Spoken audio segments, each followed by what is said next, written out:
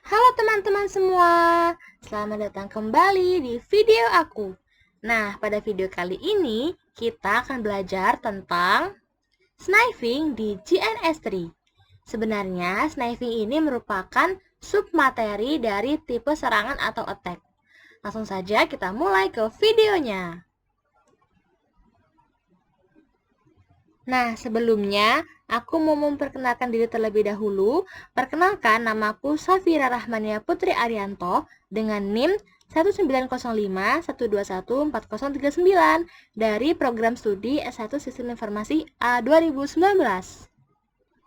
Oke, ini adalah beberapa materi yang akan kita bahas pada video kali ini. Yang pertama ada materi tentang sniping, yang kedua jenis sniping, yang ketiga GNS3, yang keempat Wireshark, dan yang terakhir ada cara kerja sniping. Nah, di materi yang terakhir itu akan ada video simulasinya juga. Jadi tonton sampai habis ya videonya. Kita masuk ke materi yang pertama, yaitu sniping. Sniping itu adalah tindak kejahatan penyadapan yang dilakukan menggunakan jaringan internet dengan tujuan utama untuk mengambil data dan informasi sensitif secara ilegal. Sniping ini bekerja pada segmen data di layar transport dengan cara menyisipkan program jahat pada komputer korban, di mana nanti program jahat tersebut akan melakukan proses sniping sehingga data-datanya yang ada pada komputer dapat terbaca oleh sniper ini.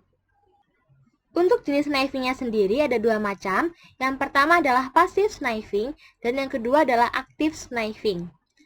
Passive sniping adalah tindak kejahatan penyadapan dengan tidak merubah isi dari paket data yang dikirimkan antar server dan juga klien.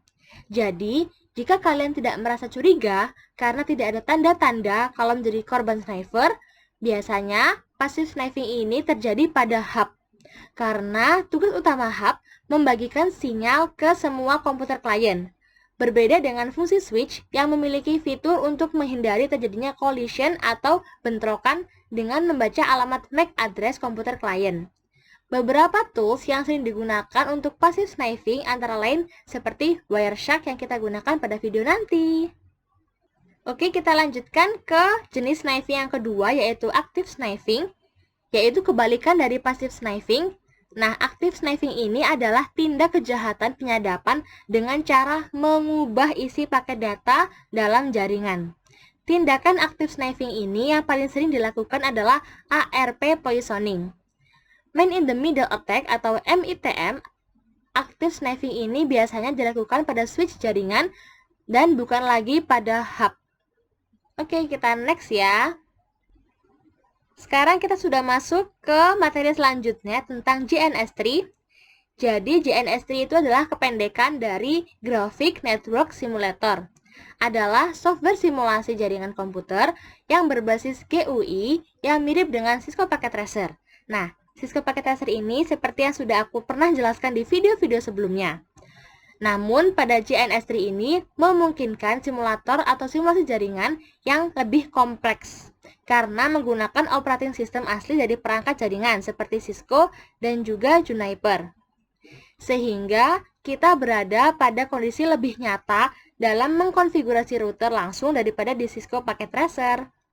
GNS3 ini juga merupakan alat pelengkap yang sangat baik untuk laboratorium nyata bagi network engineer, administrator, dan juga orang-orang yang ingin belajar untuk sertifikasi. Selanjutnya, kita akan masuk ke materi tentang Wireshark. Jadi, Wireshark ini merupakan salah satu tools atau aplikasi capture paket data berbasis open source untuk melakukan analisis dan pemecahan masalah jaringan. Selain itu, juga bisa digunakan untuk pengujian software karena mampu membaca konten dari tiap paket traffic data. Analisis kerja jaringan melingkupi berbagai macam hal, dimulai dari proses menangkap paket-paket data atau informasi yang berlalu lalang dalam jaringan sampai memperoleh informasi penting seperti password email dan lain sebagainya.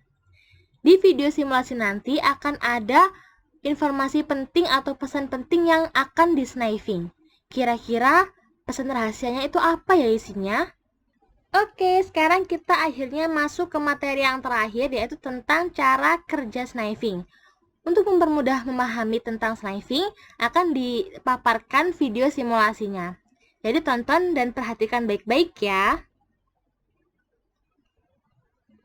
Oke teman-teman, sekarang kita sudah masuk ke video simulasinya. Langsung saja kita akan masuk ke JNS3-nya terlebih dahulu.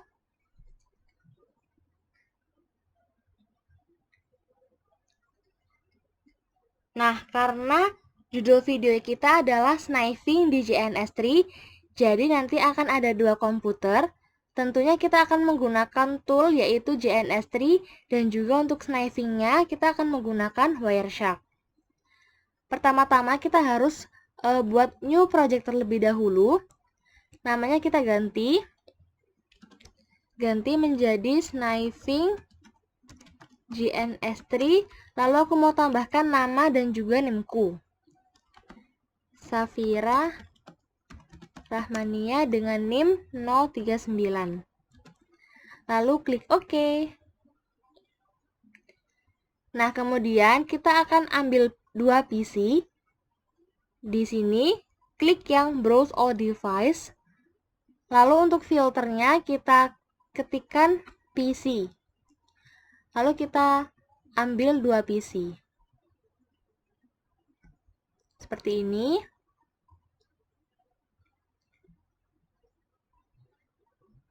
Kemudian kita akan sambungkan dengan cara klik add a link dari PC 1 ke PC 2.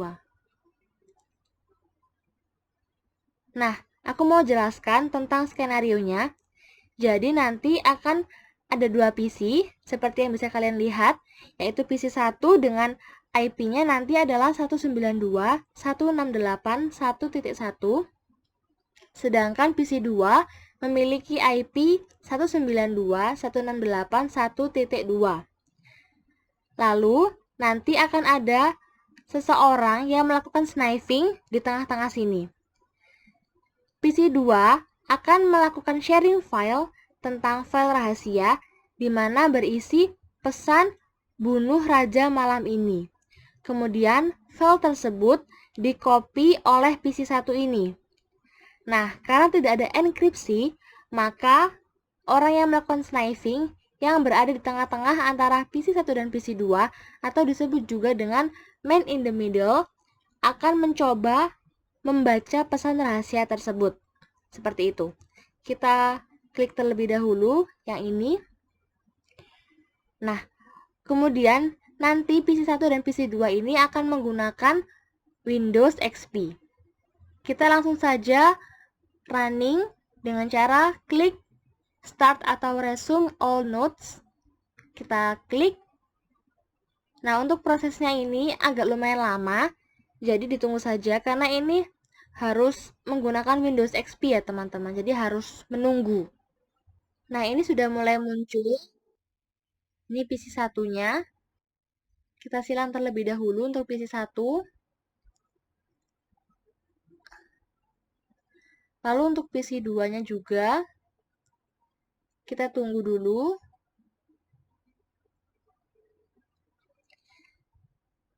Nah, kemudian kita akan memasukkan IP di masing-masing PC. Kita mulai dari PC 1. Untuk memasukkan IP-nya, gampang sekali. Caranya adalah dengan klik Start, kemudian klik Control Panel. Di sini kita cari yang Network Connection. Nah, ini ya, kita klik, kita tunggu. Nah, ini kita klik satu kali, lalu kita klik kanan, lalu ke Properties. Nah, di sini kita pilih yang Internet Protocol TCP/IP. Lalu klik yang Use the following IP address. Kita isi IP-nya. Ini kan PC 1 ya, yaitu IP-nya 192.168.1.1. Kemudian untuk subnet mask-nya 255.255.255.0. Default gateway-nya biarkan kosong. Lalu klik OK. klik OK lagi. Ini lagi proses ya teman-teman, tandanya ini lagi proses. Nah, local area connection is now connected. Jadi PC1 sudah connect. Kita ke PC2. Caranya sama, untuk mengisikan IP-nya, klik Start, lalu Control Panel, kemudian Network Connection, lalu Local Area Connection, klik kanan, lalu Properties, klik Internet Protocol TCP/IP, kemudian Use the following IP address. Karena ini PC2, kita isikan 192.168.1.2. Subnet masknya sama, default gateway-nya kosong saja. Lalu klik OK. Ini klik OK juga. Nah, kita tunggu. Ini sudah muncul notifnya, Local Area Connection is now connected.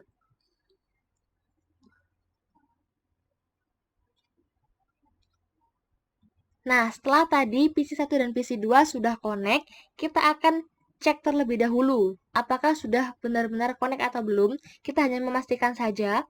Kita akan cek dari PC1 saja ya. PC1 untuk mengeceknya dengan cara klik yang command prompt. Nah, lalu ketik ping, kemudian IP dari PC2-nya. 192.168.1.2. Kita enter. Nah, ini sudah reply, tandanya sudah connect ya. Kemudian kita akan masuk ke PC2. Di sini nanti akan kita buat file rahasianya di PC2. Ini PC2 ya teman-teman. Kita ke Windows Explorer, kita klik. Di sini kita akan buat sebuah folder dengan cara klik kanan, lalu new folder. Namanya kita akan kasih nama test. Seperti ini.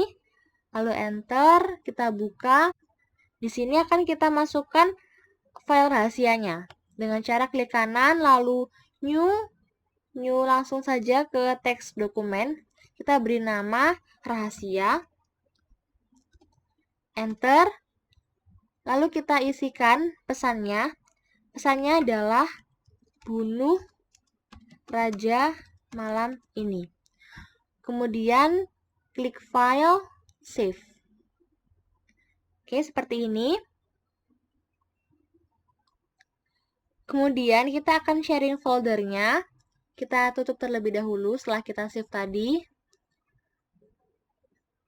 Nah, di sini tes ini akan kita sharing kan. Dengan cara klik kanan, kemudian ini sharing and security. Kemudian klik yang share this folder. Lalu klik OK. Nah, sampai muncul tanda seperti ini, tandanya sudah di-sharing. Kemudian setelah kita share, kita akan ke PC1. Kita silang, kita ke PC1. Nah, di sini kita akan ambil pesan tersebut. Kita akan copy ke sini, ke PC1. Ini ya PC1. Lalu, dengan cara klik start, kemudian yang run. Bisa juga dengan cara start lalu klik R. Nah, sudah muncul run-nya seperti ini. Kita akan open dengan mengetikkan backslash 2 kali, kemudian diikuti dengan IP dari PC2. 192.168.1.2, kemudian OK. Nah, lalu kita buka Windows Explorer-nya. Nah, di sini sudah muncul folder testnya. Kita kembali dulu ke GNS3-nya. Nah, di sini nanti akan kita mulai capture aja. Caranya adalah dengan klik kanan, lalu start capture. Ini OK. Nah, sampai muncul tanda seperti ini, lalu kita klik kanan lagi dan Start Wireshark. Kita akan lihat, nah ini sudah masuk ke Wireshark-nya. Di PC 1. Nah, kita coba kecilkan ya. Sambil kita lihat pergerakan dari Wireshark-nya.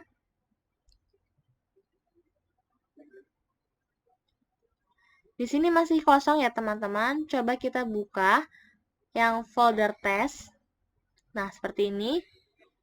Nah, di Wireshark-nya ini sudah berjalan ya teman-teman. Ini adalah protokol-protokolnya udah jalan semua. Jadi semua traffic protokolnya itu sudah terpantau di Wireshark ini. Padahal ini belum kita copy ya teman-teman. Nah, ini kita copy. Caranya adalah klik kanan lalu copy ke folder lokal kita. Ke sini kita paste. Nah, sudah. Kita akan lihat lagi Wireshark-nya. Nah, kita sudah di copy, kita lihat, kita cari pesan rahasianya tersebut. Ini sudah berjalan terus ya ini Wireshark-nya. Kita hentikan terlebih dahulu, kita stop capturing paket. Kemudian kita cari pesannya. Biasanya tandanya itu di protokolnya ini tulisannya ada SMB. Lalu di info ini akan ada tulisan read. Kita cari. Nah, ini read, coba kita lihat. Di sini biasanya ada pesan tersembunyinya. Nah, di sini. Coba yang ini ya. Nah, ternyata ada di sini, di nomor 199, sudah muncul pesan rahasianya, yaitu bunuh Raja Malam ini. Jadi, Man in the Middle ini sudah bisa mengetahui pesan rahasia kalian. Jadi, itulah pentingnya kenapa harus di kriptografi ataupun di enkripsi seperti itu. Sekian penjelasan tentang sniping di JNS3 ini. Semoga materi-materi dan juga video simulasinya dapat mempermudah kalian untuk memahami materi ini ya. Dan jangan lupa untuk mensimulasikannya secara mandiri. Mohon maaf apabila ada kesalahan. Terima kasih telah menonton video ini. Sampai jumpa di video selanjutnya.